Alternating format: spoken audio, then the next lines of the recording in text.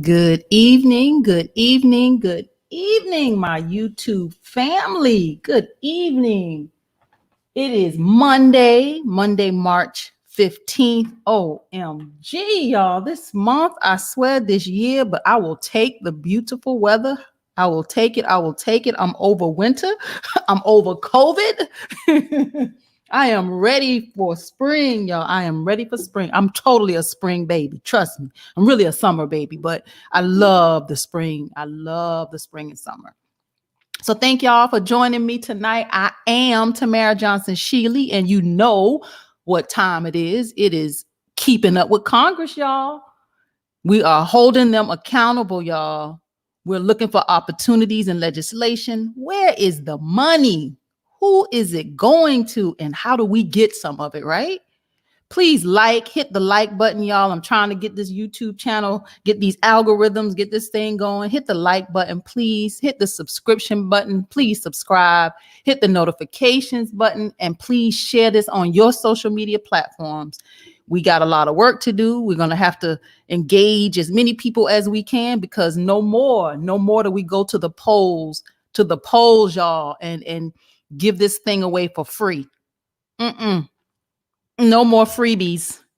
When we go to the polls, we're going to go with the strategy, and we're going to be strategic about who we give our votes to. No more of the pimp game, y'all. It's the pimp game. So let me share my screen and let's get this party started. Good evening, good evening, good evening. I will be sharing your comments at the very end, y'all.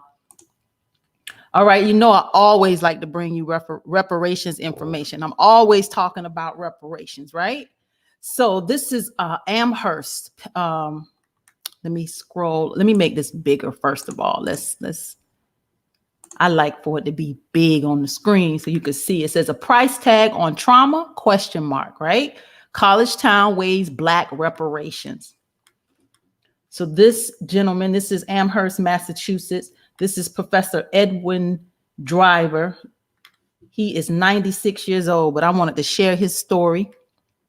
It says Professor Edwin Driver arrived in Amherst in 1948 as one of the first Black teachers hired at a flagship state university in the country. But the 23-year-old sociology instructor at what would become the University of Massachusetts Amherst says he was denied pay raises for decades, despite being one of its most published professors.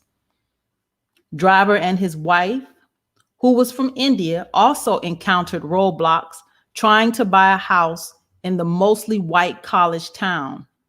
Their 3 children face racism from neighbors and school officials alike. He says there's a lot of people in Amherst that have not gotten a proper share of things, the now 96-year-old professor emeritus said at his home in nearby South Hadley recently. I think I butchered that word right there. I'll come back. I ended up being the lowest paid professor in the department, but also its most productive. Driver and other current and former Black residents may one day be compensated for their hardships. Amherst, some 90 miles from Boston, is among hundreds of communities and organizations across the country seeking to provide reparations to Black people. They range from the state of California to cities like Providence, Rhode Island, religious dominations like the Episcopal Church, and prominent colleges like Georgetown University in Washington.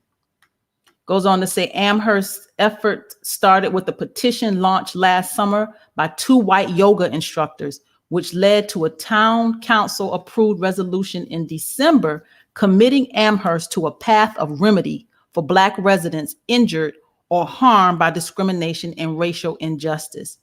These 2 yoga instructors, Michelle Miller and Matthew Andrews, we actually had Matthew Andrews on our Saturday broadcast. So if you haven't seen it, I'll have to make a note to put the link in the chat and he put the link in the chat for y'all, or in the link in the description so you can go back and watch it. It was a great interview with Matthew Andrews. Actually, David interviewed him. I was having technical difficulties that morning, and David actually interviewed him. And it was a great interview. I actually came in later with some questions, but phenomenal interview about what they're doing in Amherst, Massachusetts. So this article goes on to say they argue that Amherst, a college town of nearly 38,000 residents, didn't become more than 75% white and just 5% Black by accident. Y'all, 75% white and 5% Black. My. So this is Amherst, Massachusetts. I'm glad they're sticking and staying in the fight, and we have to keep this reparations narrative and this agenda and this mission and this movement. We got to keep pushing, y'all. So I appreciate whatever anybody is saying and doing specific to reparations. But we're clear, reparations is a federal initiative, but we got to keep pushing on the ground. We have to create the groundswell, right? I wanted to bring to you, of course, some Black business news. It says how to fund your business as a Black entrepreneur. I didn't finish reading all of this article, but I got to the middle of it, and I wanted to at least share this with you today. It's called the Fund Black Founders. It's a crowdfunding platform designed for Black entrepreneurs. Y'all check it out and let me know. I'm gonna check it out too, but let me know what you think. I'm curious that this might be something good, y'all. Anyone can donate money to fund Black founders projects on its website because it focuses on Black-owned businesses. The funding helps fill in the racial wealth gap Black entrepreneurs often face when trying to raise capital for their business ventures. The platform also aims to match up to $25,000 for eligible entrepreneurs with money from partnerships with brands and companies. While Fund Black Founders is open to non-Black entrepreneurs too, it focuses on providing resources to help Black entrepreneurs overcome the obstacles they may face. Currently, there are no non-Black entrepreneurs with campaigns on the website. So y'all check out this website. It is, again, Fund Black Founders. Fund Black Founders. Check it out. Let's see what this is all about. This may be something where we can be of could help us and we can help others. So check it out, and I'm going to save it. Let me move it so I can keep it. I'll come back to it because I want y'all to tell me too. Oh, now where did it go? Wait, y'all. I'm sorry. I'm trying to move it. This ain't working out. I'll come back. Look at there. I'm going to get it together, y'all. It's Monday. I had to run out and now my computer is not. Okay. All right, y'all. Phew. It's Monday, y'all. Forgive me. So I wanted to bring to you, I found a hearing that I thought you might want to take a look at or take some time and listen in.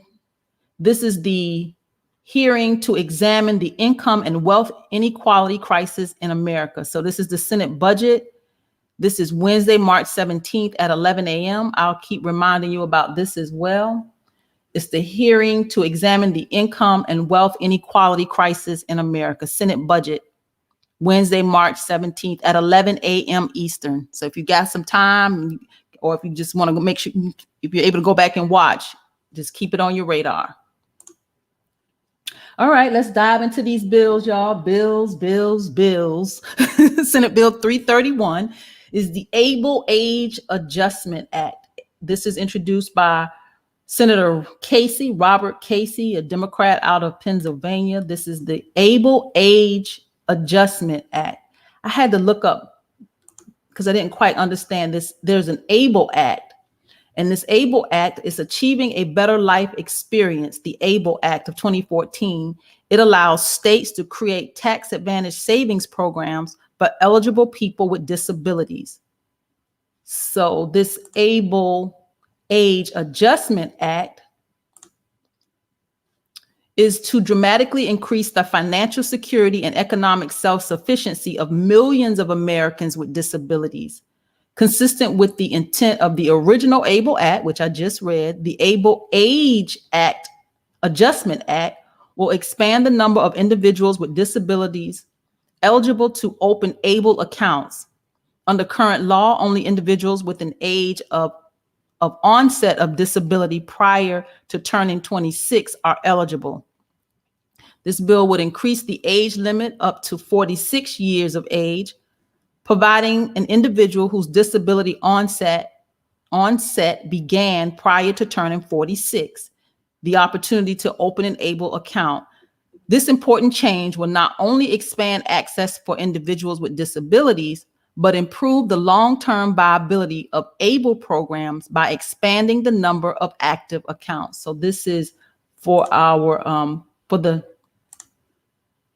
disabled community, y'all. So this is expanding the ABLE Act. Y'all know I'm country, so my T's and my C's sometimes sound alike. So work with me, y'all. That's S331. S332, Senate Bill 332, is the Taiwan Invasion Prevention Act. Taiwan Invasion Prevention Act. This is Senator Rick Scott, Republican out of Florida, the Taiwan Invasion Prevention Act. So to protect Taiwan from communist China's growing aggression, the Taiwan Invasion Prevention Act further reinforces the U.S.-Taiwan relationship and strengthens Taiwan's ability to resist communist China's aggressive policies and military action. So if you mess with Taiwan, basically he's saying you mess with Taiwan, you messing with us. Senator Rick Scott. What's in it for you, Rick? Quite interesting. Senator Rick Scott, Republican out of Florida. Senate Bill 332. Senate Bill 332 is the COVID-19 Nursing Home Protection Act of 2021. This is Senator Robert Casey, Democrat out of Pennsylvania. The COVID-19 Nursing Home Protection Act.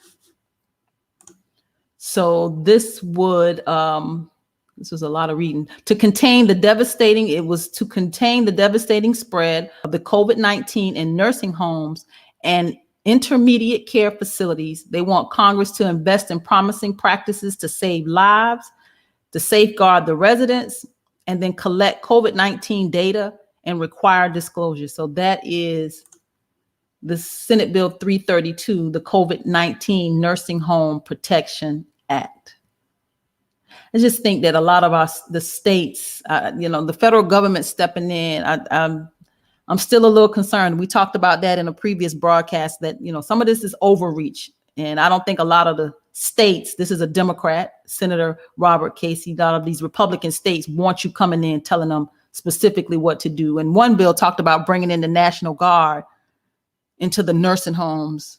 If this, you can't go beyond these Republican governors with coming in their state doing what you want to do, federal government. So Senate Bill 333, y'all. Senate Bill 334 is the Impact to Save Moms Act. Impact to Save Moms Act. Senator Casey, again, Robert Casey, Democrat out of Pennsylvania.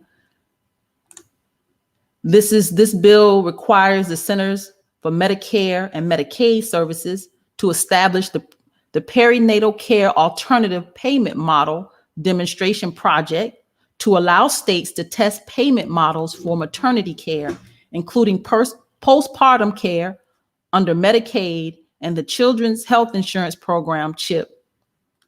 Okay. Senate Bill 334, the Impact to Save Moms Act, Robert Casey. Senate Bill 335 is the Tropical Forest and Coral Reef Conservation Reauthorization Act of 2021. Senator Portman, Rob Portman, Republican out of Ohio. Had to look this one up, of course. So look them all up, y'all. It says the Department of the Treasury program is to reduce and restructure debt that's owed to the United States in exchange for agreements by indebted countries to conserve tropical forests and coral reefs. So it's an exchange to indebted countries. Senate Bill 335, Republican out of Ohio. Okay. I told you I take very special interest in food and air and water and land. Everything else, we're going to have to work it out, but we're going to have to get that right. So, these are some, they want to conserve the tropical forests and the coral reefs, and they can exchange it for the debt that's owed. Interesting approach. Senate Bill 335. Senate Bill 336 is a bill to amend the Omnibus Parks and Public Lands Management Act of 1996 to reauthorize the Ohio and the Erie National Heritage Canalway and for other purposes. This is Senator Brown, Sherrod Brown, Democrat out of Ohio. This bill reauthorizes through fiscal year 2036 the authority of the Department of the Interior to make any grants or provide any financial assistance for the Ohio and Erie National Heritage Canalway in Ohio. This bill increases the total amount that may be appropriated for the canalway. So this is some monies to finish, to do the work, make sure that all the work that needs to be done is done with the canalway. Okay. Senate Bill 336. Senate Bill 337 is the Stop the Senior Scam Act. This is Senator Casey, Robert Casey, Democrat out of Pennsylvania. This bill establishes a senior scam prevention advisory group, which must create model educational materials to educate employees of retailers, financial services companies, and wire transfer companies about how to identify and prevent scams that affect seniors. Protecting our seniors. Senate Bill 337. Senator Casey, Democrat out of Pennsylvania. Senate Bill 338 is helping the Gig Economy Workers Act of 2021. I always think about how we have Uber now, and you have these apps where people actually do your grocery shopping for you. So helping the gig economy. I think these are, I like these alternatives where people can, work how they want to work, and they have this option to, if they got a few hours and they want to make a few dollars. I think this gig economy is great, honestly. I just want them to do right. But here's what I found interesting about this helping the Gig Economy Workers Act. This is will allow businesses to, they may be at risk of being miscategorized, and these are not actual employees, they're gig workers. So I thought this was interesting legislation. So it goes on to say the Helping Gig Economy Workers Act permits digital marketplace companies to provide, through the duration of the COVID-19 crisis, payments, health benefits, training, and PPEs to users of their digital marketplace without it being used as evidence in any federal, state, or local law, ordinance, or regulation for the purposes of determining whether a user is considered an employee or independent contractor, or the company is considered a joint employer. So I think a lot of times, so what I'm getting is the hesitation or the reluctance of these gig, like Uber and these apps. They have not done as much for their workers as they could, because they don't want to be caught up with, is this my employee and do I owe them? So there's a lot of red tape that needs to be worked out. This is a new structure for the United States, having these gig economies and these digital platforms, and people being able to go on their phones and decide whether they want to work or not. So this is new. So I think this definitely needs to be worked out. I saw where this was actually Senator Kelly Loeffler was a part of this when it was introduced in the previous Congress. So I want to see how they work it out, and it looks like they're trying to figure it out. So I do appreciate that. These are Republicans, y'all. Senator Mike Braun, Republican out of Indiana. Senate Bill 338. Senate Bill 339 is the federal initiative to guarantee health by targeting fentanyl act. Y'all, I don't know a whole lot about fentanyl. So I did look this up too. So this bill, the federal initiative to guarantee health by targeting fentanyl act, is to permanently schedule illicitly manufactured and deadly fentanyl. It says in February 2018, the Drug Enforcement Administration, the DEA, issued a temporary scheduling order to schedule fentanyl-related substances that has allowed federal law enforcement authorities to bring criminal actions against individuals who manufacture, distribute, or handle fentanyl-related substances. This scheduling order is set to expire on May 6th of 2022.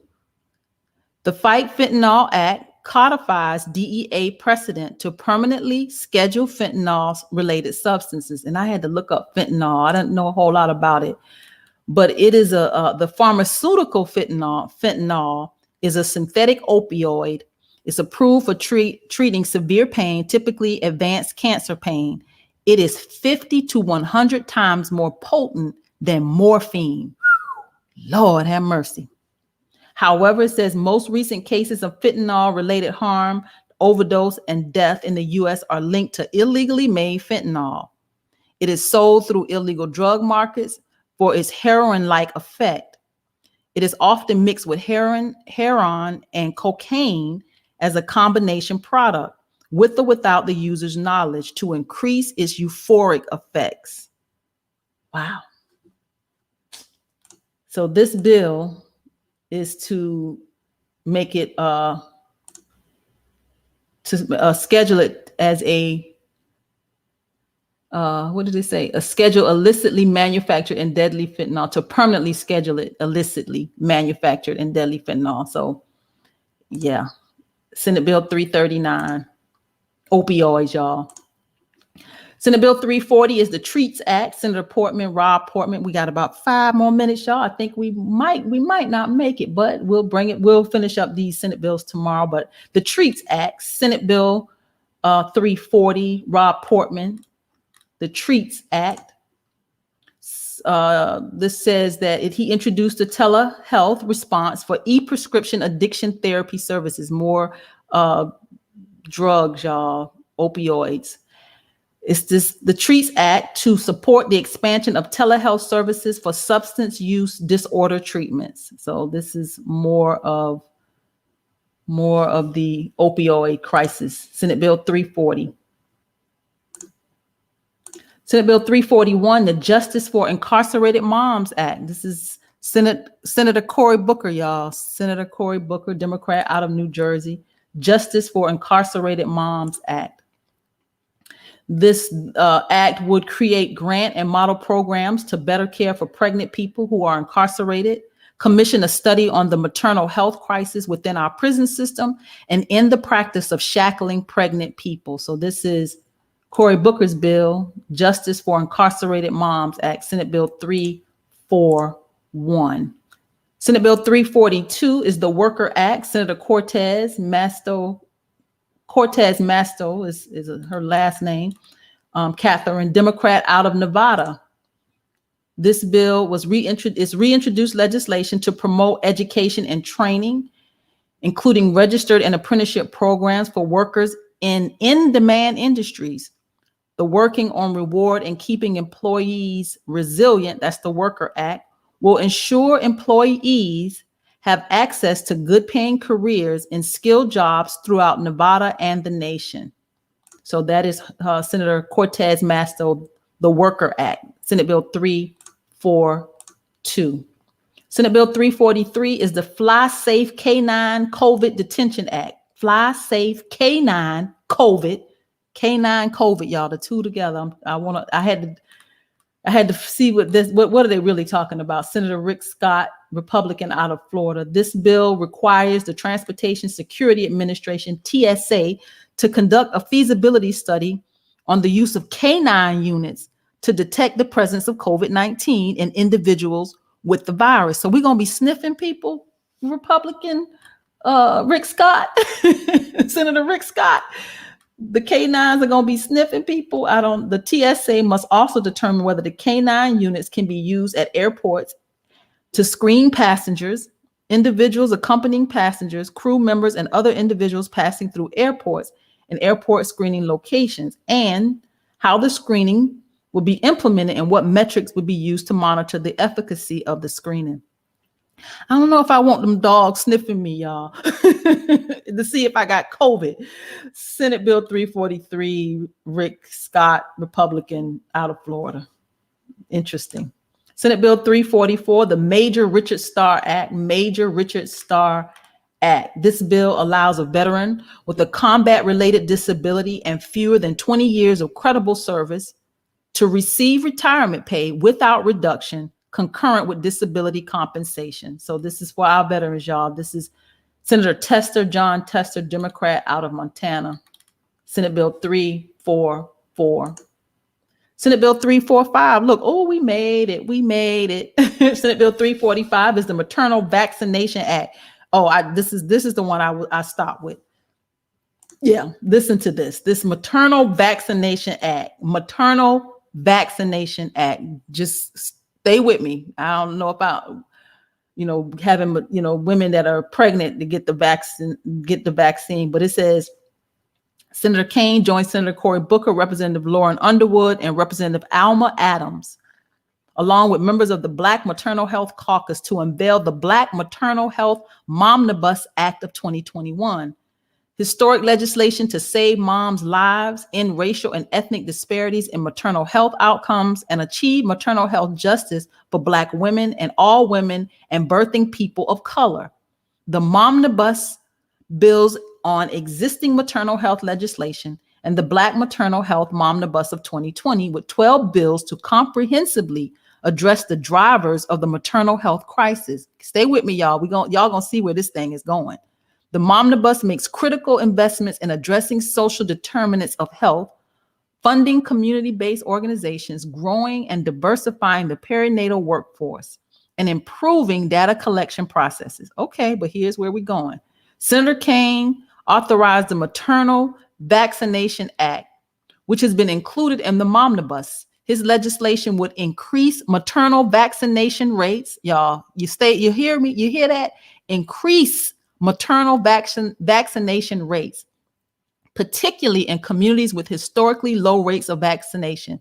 You want to vaccinate the pregnant people in the Black and brown communities. Scratching my head, y'all. To better support new moms' health, he says, according to the CDC, white adults currently have higher vaccination coverage than Black, Hispanic, Asian, and Native American adults. But this is about pregnant people. It says specifically the Maternal Vaccination Act would provide funding for a national campaign to raise awareness about maternal vaccinations and increase, here's that word again, increase maternal vaccination rates, particularly for pregnant people from communities with historically low vaccination rates. This includes funding for engaging with people in underserved communities to develop maternal vaccination campaigns. They're gonna sell it to us, y'all, and assess their effectiveness, providing evidence-based, cultural, congruent resources. Oh, they're gonna doctor it, y'all. It's gonna be blacker than black, browner than brown when they start to put these ads together. And we're gonna be like, oh, we should get a vaccine, pregnant. Building partnerships with community-based organizations, community health centers, maternity care providers, perinatal health workers, and other trusted local leaders. So they're going to pay some folks to do all this to make sure that this Maternal Vaccination Act actually happens. Senator Kaine, Tim Kaine, Democrat out of Virginia, keeping our eyes on Congress, y'all. We made it. We're at the half hour. We made it. I am Tamara Johnson Shealy, y'all. This is why we got to keep our eyes on them. Some of this stuff we can go for. Some of this stuff we cannot. We got to see where the money is going. I'm telling you, if you don't have a business, you don't have a nonprofit, you better find one. You better find somebody to work with who got one, because I'm telling you, this Biden administration is about to make it rain. They about to make it rain. They're going to bring out, they're going to flood some of these nonprofits, your 501s. The money is coming down the pike. And that's what this all looks like to me.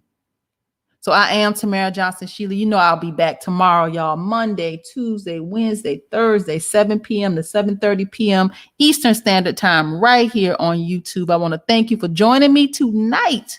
Please spread the word about Withhold the Vote. Go to the website. I'm consistent. We're diligent. We've been doing some work. We got some big things coming. We've been doing some real work, y'all. So be on the lookout. Support our efforts. Join, Cash App us, do a little something, y'all. Help us, because this is a lot of work. It's a lot of work. Please join us. Please support. Let's continue to hold them accountable. So thank you for joining me tonight. I will put your comments on the screen. And of course, I will see you tomorrow right here on YouTube, Keeping Up with Congress. And y'all have a wonderful evening.